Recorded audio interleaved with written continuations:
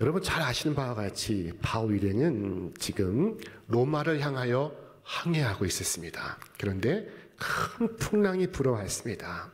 사나운 바람이 불어왔습니다. 배는 곤두박질 치면서 오르락내리락 하기를 반복했습니다. 하늘에 해도 보이지 않았으며 별도 보이지 않았습니다.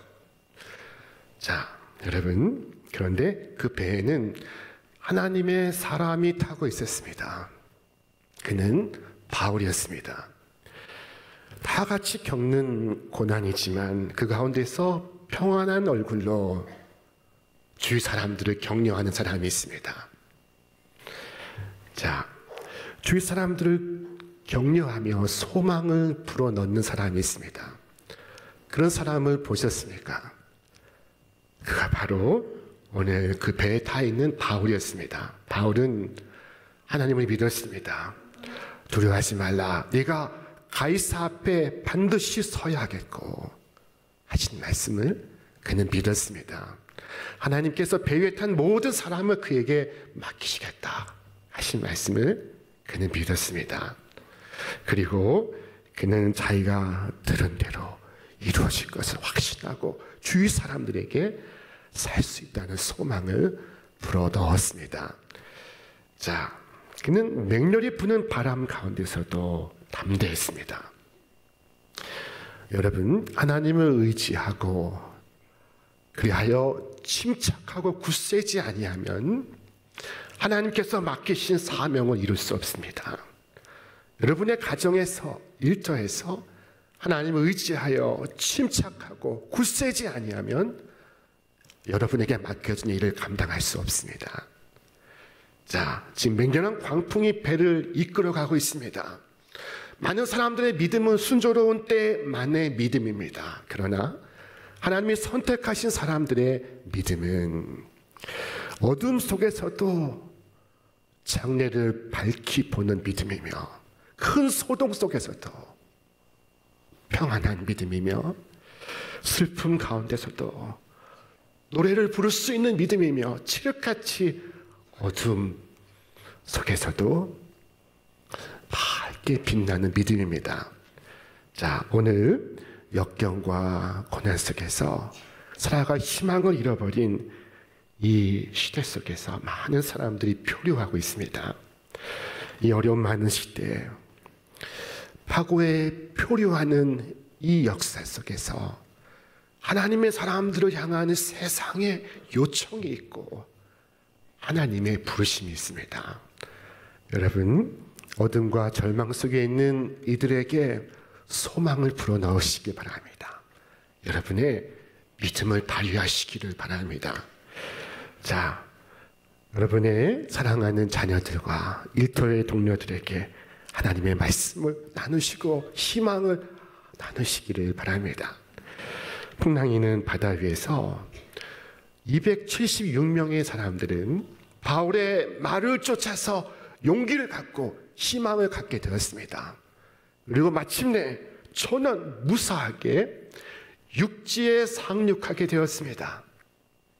그들이 도착했던 곳은 어디일까요? 자, 그곳은 멜리데라는 섬이었습니다.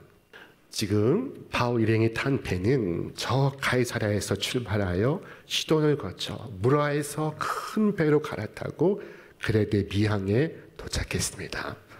이 배는 북서쪽에 위치한 베닉스에서 겨울을 나기 위하여 출항을 하였습니다. 그러나 베닉스에 이르지 못했습니다. 이 배는 표류 위에 표류를 거듭했고 그리고 그들이 도착한 곳은 이탈리아 반도 발끝에 위치한 저 멜리데라는 섬이었습니다. 무려 763km를 표류한 것입니다. 아무도 가능하지 않다고 말했던 겨울 지중해 바다를 태풍을 날개 삼아 빠른 걸음으로 멜리데까지 이르게 된 것입니다. 자, 여러분, 하나님께서 얼마나 묘하게 이 길을 잡고 운행하는지를 보십시오. 사람들은 그곳에 갈 수 없다고 생각했습니다. 그런데 그들은 로마 코 밑까지 도착하게 되었던 것입니다. 풍랑은 바울의 진로를 바꿔놓을 수가 없었습니다. 오히려 풍랑은 바울이 가는 그 방향으로 그를 뒤에서 후원하고 밀어주는 바람이 되어 있었습니다. 그들이 도착한 그 섬은 멜리데라는 곳이었는데 그 이름에 담긴 뜻은 피난처였습니다. 그들이 피난처에 도착한 것입니다. 하나님께서 그들을 위하여 예비해 두신 피난처였습니다. 아주 작은 섬이었지만 그것은 하나님께서 그들을 위하여 준비해 두신 곳이었습니다.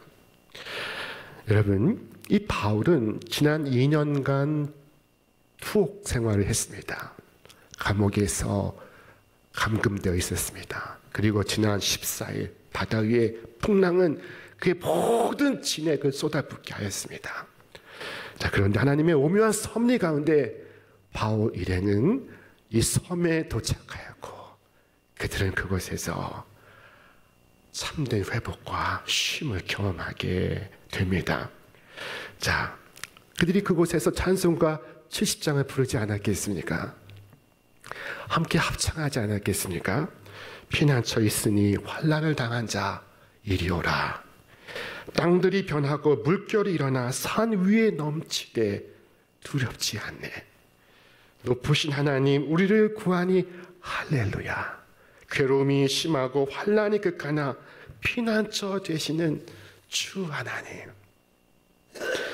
여러분, 피난처 되신 주 하나님께로 나오시기를 바랍니다.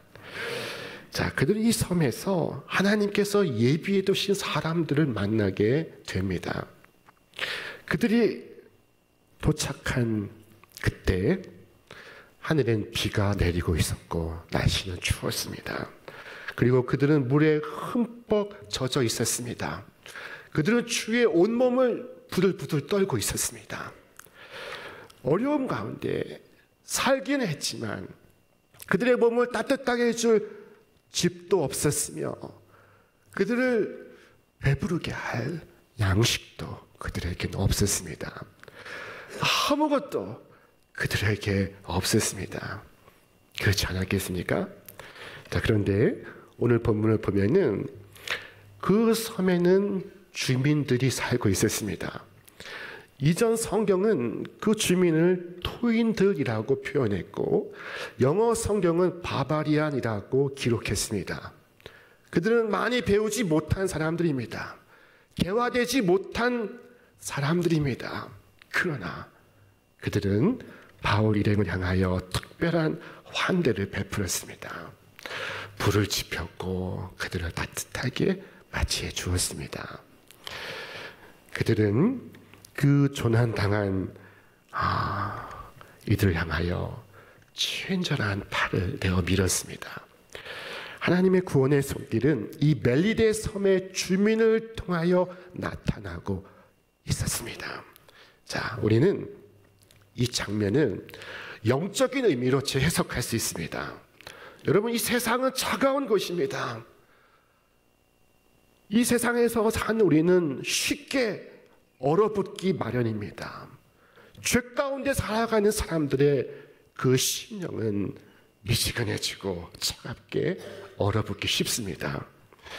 세속의 정신과 하나님을 모르는 사상으로 가득한 세상은 참으로 냉랭한 곳입니다. 그 안에서 우리의 영도 식어갑니다. 자, 그러나 하나님의 말씀은 불과 같습니다. 하나님의 말씀은 우리를 뜨겁게 합니다. 성경을 말씀하기를 그들이 서로 말하되 길에서 우리에게 말씀하시고 우리에게 성경을 풀어 주실 때 우리 속에서 마음이 뜨겁지 아니하더냐. 주의 말씀은 불과도 같습니다. 자, 또한 우리의 기도는 불과 같습니다. 홀로 드리는 기도이든 함께 합심하여 드리는 기도이든 우리의 기도는 우리를 뜨겁게 태웁니다. 자, 성경을 말씀하고 있습니다. 우리 함께 읽겠습니다. 내 마음이 내 속에서 뜨거워서 작은 소리로 읊조릴 때 불이 붙으니. 겨울이 다가오고 있었습니다. 날은 추웠으며 하늘에선 비가 내리고 있었습니다. 그들은 온 몸이 물속에 잠겨 있다가 나온 직후입니다. 자, 그들은 지금 불을 지펴야 합니다. 말씀과 기도로 불을 지펴야 합니다. 이 차가운 세상 속에서 살기 위하여, 동상에 걸리지 않기 위하여, 온몸이 마비되지 않기 위하여 그들은 불을 지펴야 합니다. 자, 주님의 말씀이 나무라면 우리의 기도는 작은 불씨와도 같습니다. 아무리 작은 기도일지라도 엎드려 드리는 진실한 기도에 불이 붙습니다. 자, 그리고 그 위에 기름까지 부어진다면 더 이상 바랄 것이 없습니다. 그 불은 활활 타오르게 될 것입니다. 우리 함께 그림을 보겠습니다. 자, 보시는 이 그림은 조선시대 후기 김홍도 신윤복과 함께 제3대 풍속화가로 알려진 김준근의 그림입니다. 우리말로 최초로 번역이 되었던 책, 그 책은 철로 역정이었습니다. 그러니까 그 책을 읽고 총 42장의 사파를 그립니다. 그 중에 하나가 여러분 보신 이 그림입니다. 왼편에 갓을 쓰고 호리병에 기름을 붓고 있는 그가 바로 예수 그리스도이십니다.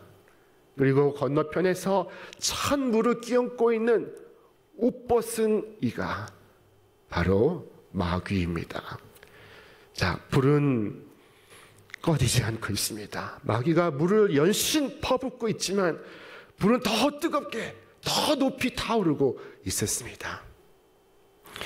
마귀가 은혜의 불을 끄려고 아무리 애써도 그 불길은 꺼지지 않고 오히려 더 뜨겁게 타오르고 있었습니다.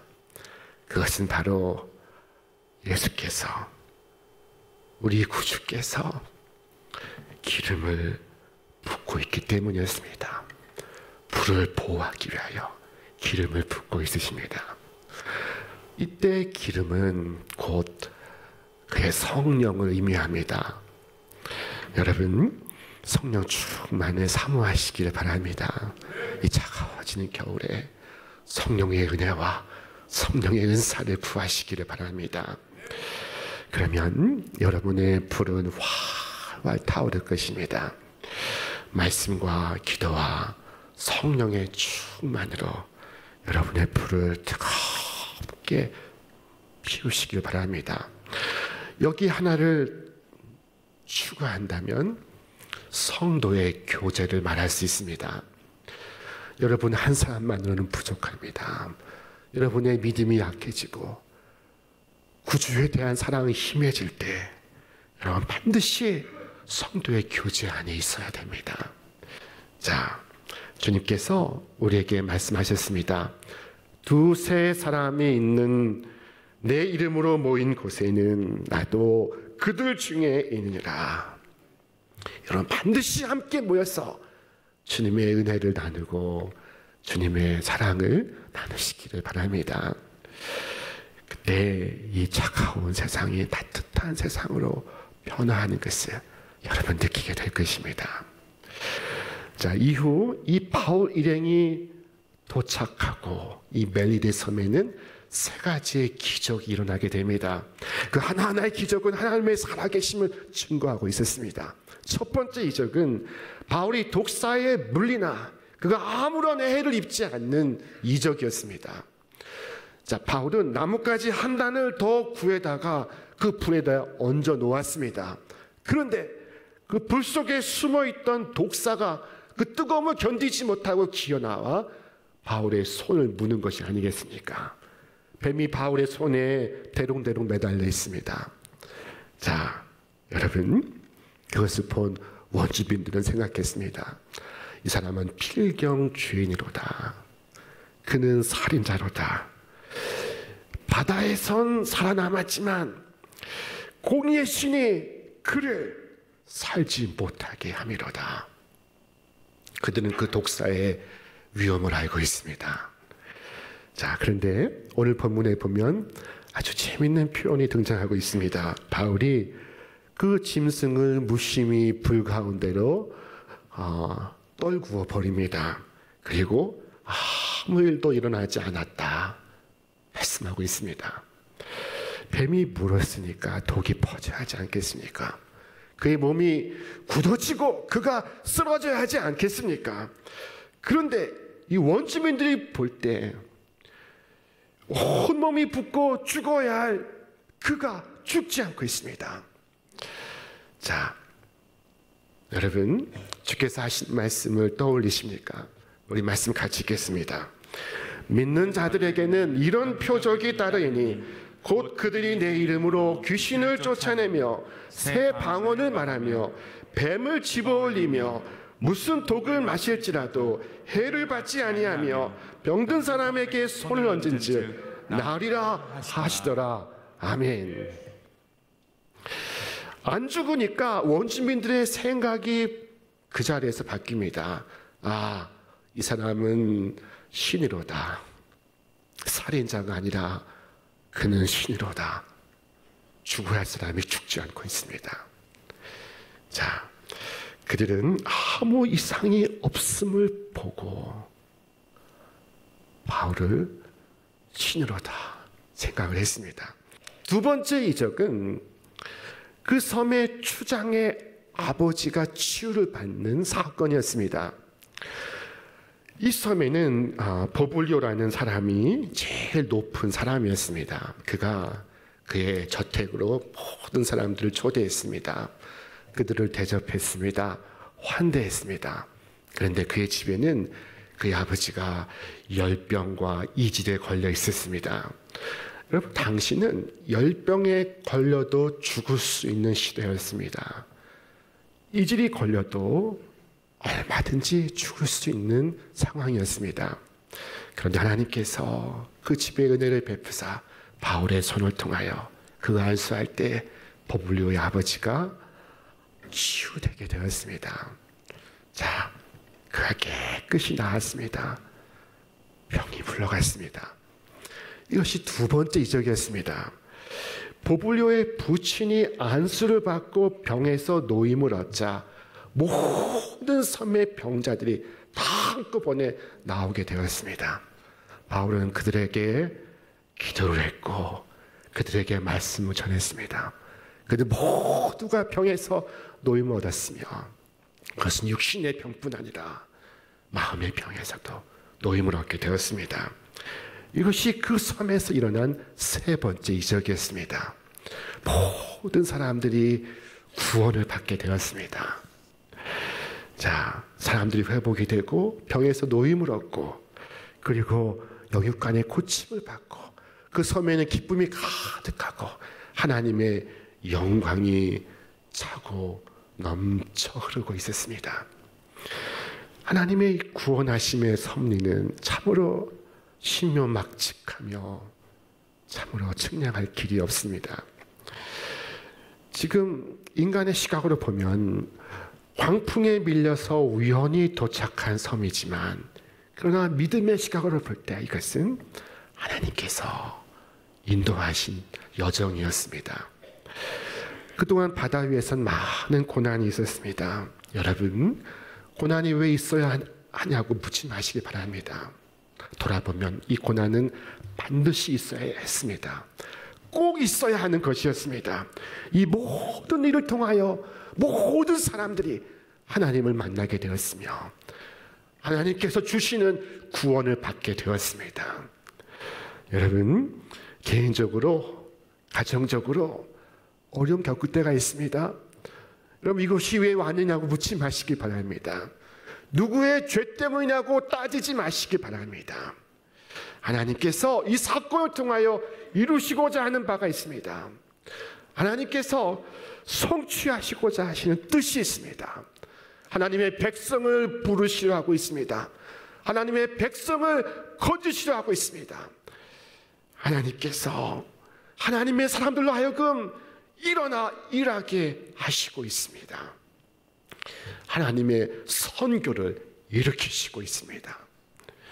자, 마귀는 때로 박해와 비박을 통하여 하나님의 백성들을 괴롭게 하나, 그러나 하나님은 그 모든 순간들을 통하여 당신의 살아계심을 드러내시고 있습니다. 여러분, 만약 바울 일행이 난파되지 아니하였다면 배 위에 있던 그 모든 사람들과 그 섬의 보불려와 그의 아버지와 그 섬의 주민들은 하나님께 나오지 못했을 것입니다. 구원을 받지 못했을 것입니다. 지금 바울 일행이 탄 배는 로마를 향해 가고 있었습니다. 그러나 하나님의 그 사랑은 그들 모두의 마음속을 향하시고 있었습니다. 그들을 위하여 광풍을 사용하시기도 하십니다. 이 얼마나 섬세하며 이 얼마나 완전한 사랑입니까? 자, 바울의 안수로 병고침을 받은 원주민들은 바울 일행에 대하여 큰 감사를 표현하고 싶었습니다. 그들은 바울 일행에게 모든 필요를 다 공급했습니다. 모든 것을 대접했습니다. 그리고 로마에 갈 수 있도록 배에 많은 물품을 실어 주었습니다. 그때 배는 이전에 타고 온 배가 아니었습니다. 새 배를 말합니다. 자, 그리고 바울 일행은 그 겨울을 은혜 가운데 풍성하게 보내고 이제 로마를 향하여 출항을 시작합니다. 자, 바울 한 사람 때문에 모든 사람들이 유익하게 되었습니다. 흔들리는 배에 그 하나님의 사람, 그 한 사람이 있어 모든 사람들이 하나님을 믿었으며 그 섬의 모든 주민들이 하나님께 나올 수 있게 되었습니다. 여러분, 오늘 여러분 덕분에 여러분 가정의 모든 사람들이, 여러분 일터의 모든 동료들이 구원을 받게 되기를 주님의 이름으로 축원합니다. 어떤 상황에 처한다 할지라도 바울처럼 주의 약속을 믿고 내가 누구인지, 내가 누구에게 속한 자인지를 기억하고 나를 향하신 하나님의 분명한 계획이 있음을 믿고 어둠과 절망 속에 있는 이들에게 하나님의 말씀을, 하늘의 소망을 전하시기를 바랍니다. 여러분, 여러분의 믿음을 발휘하십시오. 이 겨울에 여러분의 믿음을 발휘하시길 바랍니다. 소망을 전하고 희망을 나누시기를 바랍니다. 하나님의 말씀을 나누시기 바랍니다. 이 귀하고 복된 일에 헌신하시는 여러분 모두 위에 하늘의 말씀 은혜와 축복이 충만하기를 주님의 이름으로 축원합니다. 축원합니다.